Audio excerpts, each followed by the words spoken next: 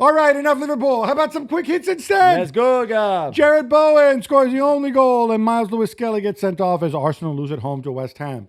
Jules, Arteta says he takes full responsibility. Yeah, it was a tough afternoon. Really, they just never got going, never played well. Mikel Merino starting as a number 9. No. Definitely not. The red card for Lewis Kelly after a bad touch. I mean, it's definitely a red. I don't even know how the referee missed it, to be fair, and VAR had to intervene. One of those days where you forget it cost you, because I think had you won, that gap with Liverpool would be obviously smaller and you might still be in it, but now, and it's just you have to go to Forest on Wednesday, and that's going to be tricky. And even the PSV games now in the Champions League could look a little bit tricky too. So they just have to bounce back quite quickly, but this was not good at all. Sorry, a couple of things on this. One is, whatever, we've gone through this. They needed, I argued, you need another body at center forward. I made a list, by the way, and I hope this isn't the case, that they were a little bit up and like, oh no, we don't take players on loan in mid-season, right? I made a list in my musings today about the number about the strikers who went on loan this January, all of whom I think would have at least been a body for Arsenal, from Ferguson to Randall Colomwani to Alvaro Morata. Nobody even asked about them, I'm pretty sure, right? That is a mistake. If you don't want to spend the money, I get it, because you spent all the money on Rice and Havertz and whatever. But to not have another body when you knew, you couldn't know that Kai Havertz was going to get hurt because he got hurt February 5th. You knew Gabriel Jesus was out. And that, I think, is wrong. In the same way that just because Mikel Merino comes in off the bench and scores 2 goals, all of a sudden he's your center forward. Yeah. I don't know how he gets out of it. I feel for him. All right, Jules, we're not done because we have more quick hits. Yes. Manchester United come from 2 goals down to draw 2-2 at Everton. Jules, Ruben Amorim says United didn't play in the first half. Yeah.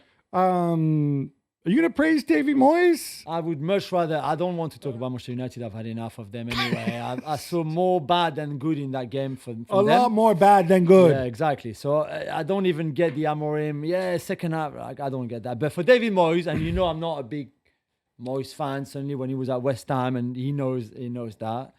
I am a David Moyes fan. But the way he turned these Everton teams around, the way they play, the intensity, the willingness and the desire, all of that is great. He turned Idrissa Gueye into literally, N'Golo Kante in the best years of his life. Unbelievable. So great credit to David Moyes, I think, for the last few games. Really. And Abdoulaye Doucouré as well. Oh, my boy Doucouré. They're Paris born and bred. What else could you say, And sticking with that game, Gabby, it could have been worse for United if referee Andy Madley's decision to award a penalty for Matthijs de Ligt Turgov Ashley Young's shirt had stood. Have you figured out why he was disallowed? Okay. Turnover? This was wrong on so many levels, right? First of all, this stupid clear and obvious threshold. Obviously, this does not meet the clear. Whatever you think, this is not clear and obvious that was not a foul. Yes, Ashley Young throws himself on the ground because Ashley Young going to Ashley Young. Yeah, but there's a very obvious tug. And I presume this is what Andy Madley saw, because Andy Madley is a referee who's been around the block. He knows Ashley Young is going to throw himself to the ground and dive when he has the opportunity. So I presume he gave it because he saw the tug. Why the VAR intervened is a mystery to me, because you can clearly see the shirt being pulled on television. Maybe they thought it was not enough to warrant the It's not a question of not enough. Pulling somebody's shirt, unless it's reciprocal, is a foul. You're not allowed to do that. You are not allowed to grab somebody else's shirt and pull him. Right? I'm sorry. Have the laws of the game changed here? No.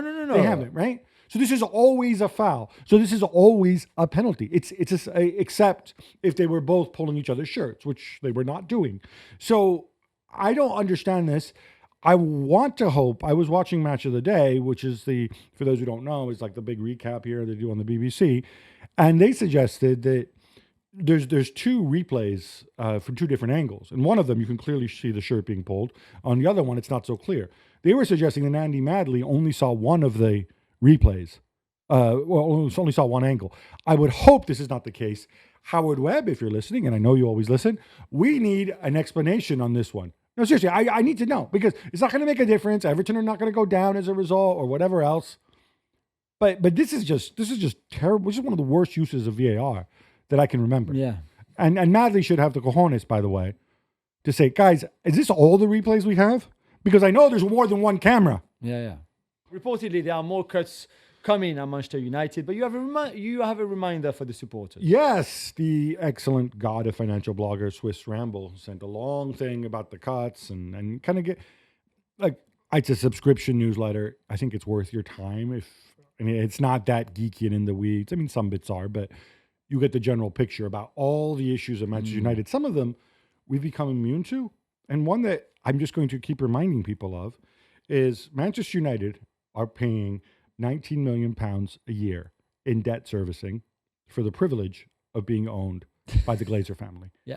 And I've done so for a very long time. And have done so for a very, very, this is interest, which doesn't need to be there, which is there, which the club pay, right? So please, Manchester United employees who might have been laid off, might have families, might be having their Christmas bonus replaced by the stupid Marks and Spencer's voucher or Ineos merch.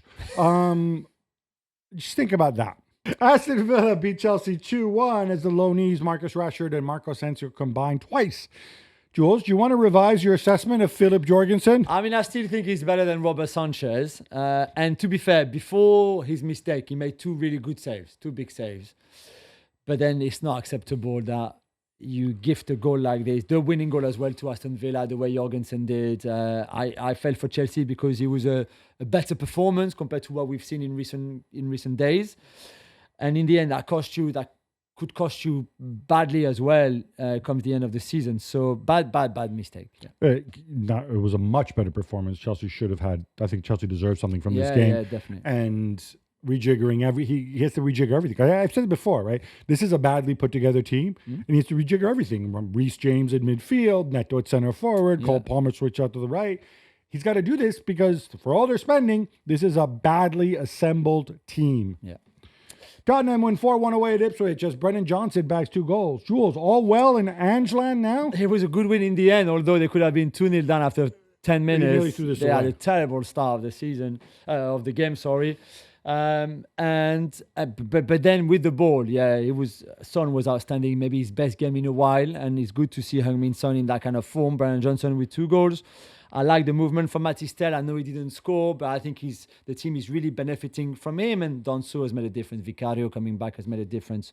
So I think it's 3 wins in a row in the Premier League, which is the longest winning streak in the Premier League. Can I say something? That is one of the most, I mentioned this in my comment, this is one of the most fugazi stuff. I saw that too, right? But it's funny because that means because it's stupid, because in between. No, because nobody has been very good either. That's why. No, but what I'm saying is in between, they got their backsides handed to them by Liverpool, right? In the FA Cup. And then they lost to Villa, right? In the League Cup and then Villa in the FA Cup, yeah. So, I'm not going to judge Spurs until Solanke comes back and until the center backs are in, right? That is when we can start to draw some conclusions on Ange. Otherwise, this is kind of meaningless, in my view. Alexander Isak gets another 2 goals, but Newcastle get a late scare in beating Nottingham Forest 4-3.